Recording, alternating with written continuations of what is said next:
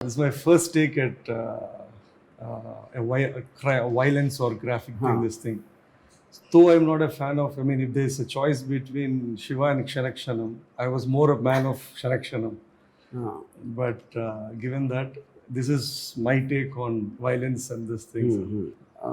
See, the point is there are two kinds of violence and things suggest to me. I normally prefer that. Even if you take my first film, it is more the sound and the expressions of the other characters. When a violent act is happening, you almost feel as if you saw something violent. But it was surprising, probably the entire Shiva, I don't think there's a single shot where we see blood. Actually, you know. And the reason for that is, like I said, it disturbs the mind when it is suggestive rather than this. But having said that, I feel, that is a question of a sensibility. You know? The Quentin Tarantino is once a graphical again. Quite a lot. They're quite a lot. You know? Whereas a film like, I would think, Irreversible.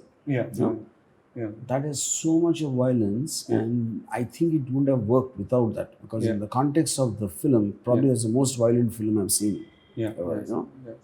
So I think the context makes a lot of difference, and of course the characters. Like, I normally don't use abusive language at all in my films, but the first and only time I used it in Satya. But I thought it'd be very fake if those characters speak normal language. And which is the reason I took that call at that time. I think it was natural and apt. It was but not out of I context. think it's an audience for both, because you see, it is not really about real. I think a film creates its own world. In the entire movie of Godfather, there's not a single abusive word. And the same backdrop of Mafia, Goodfellas has probably 5 abusive words in every sentence. And people didn't have problem with either. True. No, the Shaitan belonged to that lower strata. They were more. They come from that. Whatever. That's obvious. I've seen. And I think there's no other middle path of way how they communicate. It won't really capture the essence. It's not. There will be people who will have a problem with that. But the bottom line is, I think there's every kind of audience. And today, fortunately, we are as filmmakers, we are in a kind of times where we can cater, because if the people already know it is this kind of a content, either through the trailer or whatever, they can take a call whether they want to see it or not, and there are enough number of people for that. Any underlying reason why across the platforms, across the continent, why violence is consumed more as an entertainment? Because you made the most. See, I would like to think, if you look at the newspaper, for example, what attracts you immediately is some murder, some scam, some rape, or whatever. I think deep inside every one of us is a wild animal. It gets kind of tempered down with social restrictions or kind of a program where we have to have compassion, good and everything, which is actually forced upon us. I'm not saying a good or a bad way. It has come from another particular section. We are not naturally born. So violence is a serious entertainment. Correct. I think it just breaks the monotony of a boredom more than anything else. So whether it invokes in that animalistic. So even if you look at mainstream media, the way they will cover crime and scam and scandal, the bad side, bad side of it is far more attention grabbing thing.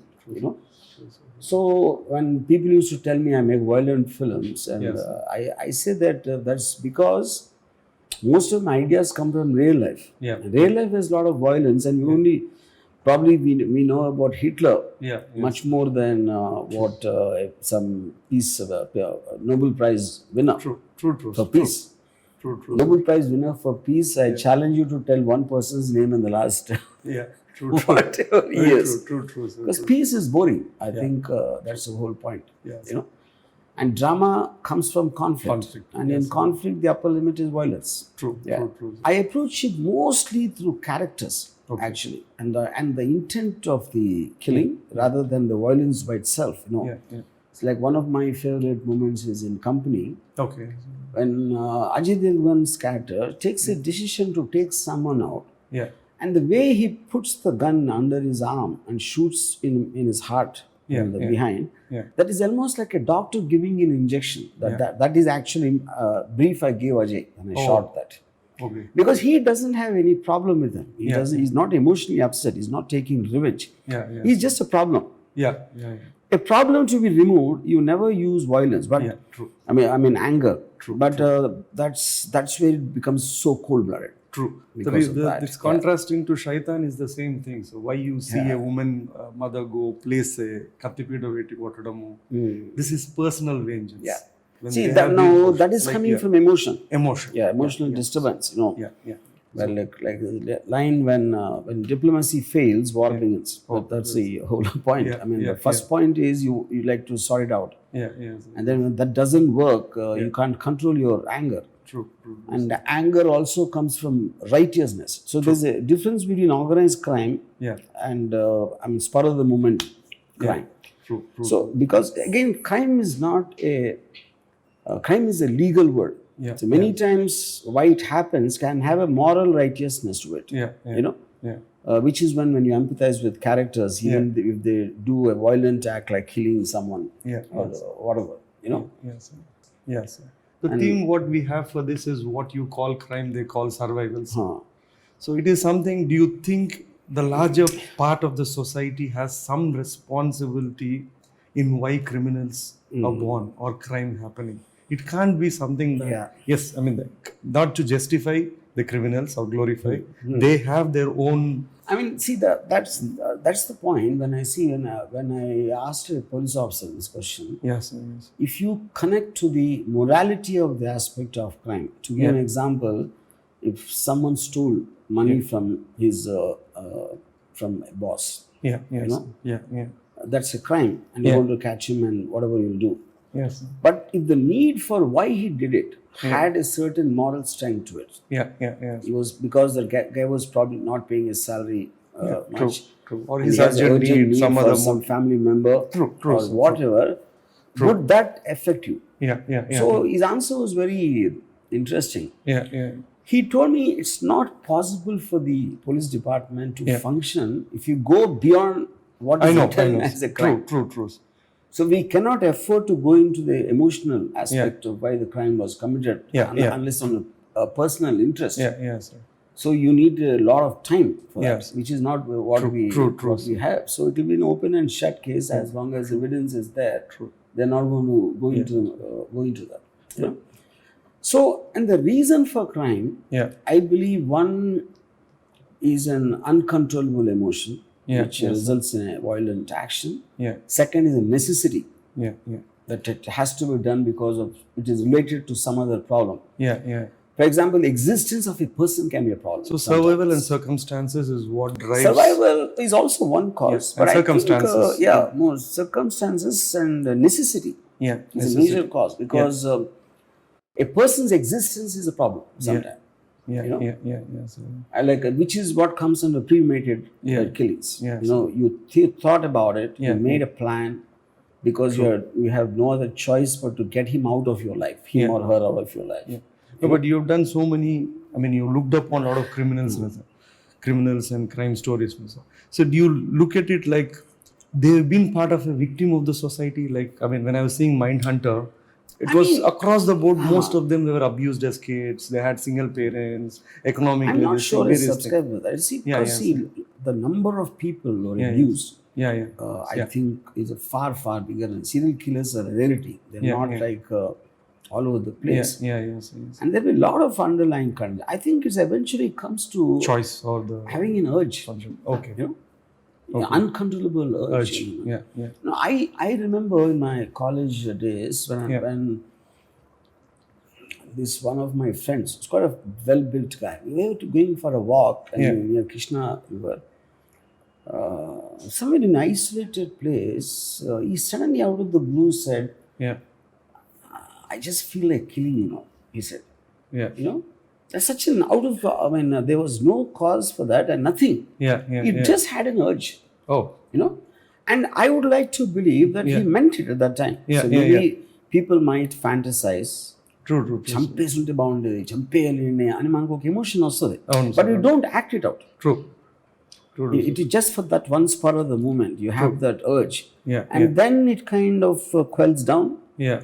In whatever, out of fear, Yeah. out of rethinking, whatever the causes. So I think serial killers, you see, the case of Gary Ridgway, it's called the Green River Killer. Yeah. It took them 20 years to catch him in Washington state.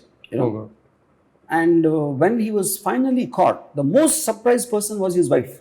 Oh. Because he was such a docile, calm person. Yes. And she never suspected in 20 years that this guy could be behind. And he killed nearly 100 women. God. Almost Ted Bundy, the same story. Yeah, true. They have this extreme sense of urge. I think it's an uncontrollable urge, nothing more than that. Yes. Like, I had one other guy in college. He used to always think of torture for women. Okay. You know? Yes. And horrible. I mean, you can't even imagine. He's a short guy. If you slap him, he'll die. Yeah. But his mind is so... Yeah, he has that. Okay, Yes. Mm-hmm. So somewhere is it like even the reform system? So they go to the prison. Like most of most of it. I look at it like they go to prison. They come out as a bigger thug. Correct. It's more like a training camp. Yeah. They're going to a university and coming out from a petty thief becoming a bigger gangster. Correct. So see, the reason for that is, first of all, to expect a society to be perfect is fundamental. So we all keep trying to upgrade it and evolve it, which is the process. And maybe there was a time when it was much worse. Maybe we are better, but we'll always have a problem. True. Now, on one hand, you can say that if you send a guy to prison and he meets other criminals and he will learn from them what not to do next. So, like you said, he comes as a bigger thug coming up. But what is option? There are so many people and there's so few jails and we don't have the resources. You can't have you need to give one teacher to each and every criminal and isolate him from the rest. Is that possible? That's not true. That's not possible, So the point is, and also the system, it eventually, it wants to take him out of the system. It doesn't seek revenge. Yes. I mean, I'll tell you if the junior, the guy who was 16 years old in the Nirbhaya rape case, he was the most horrible in the entire incident.